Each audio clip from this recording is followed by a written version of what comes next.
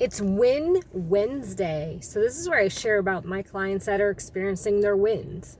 This week, I have a client that is wheelchair bound, and he's an older gentleman. He has limited function in his legs. So typically he hasn't been able to sit to stand from a position that is putting your feet down on the ground, kind of just like I help him up with his gait belt, and he gets to a standing position by more so pushing himself to a standing position. So what happened this week was I've been working on mobility and just kind of stretching and getting more range of motion in his knee flexion, which is bending his knees so he can contact his feet with the floor.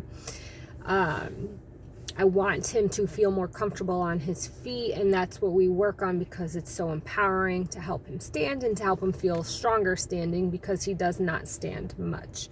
So what we did this week was we used a railing, and I was able to get his feet on the ground after some stretching and kind of repositioning.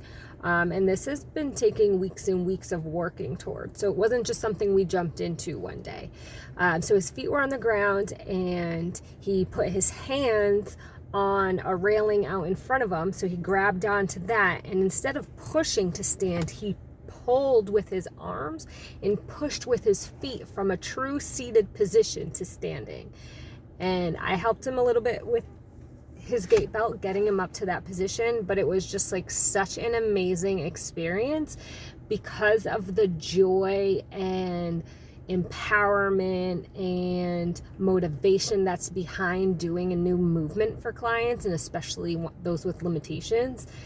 It's just like the next level of where we can focus on in our training, and how even in his older age there aren't limitations. Like, we're not putting a limitation on his training. We're still going to see what he can get done and how he can become the most functional through our working together that he can for his lifestyle. And that is this week's Win Wednesday.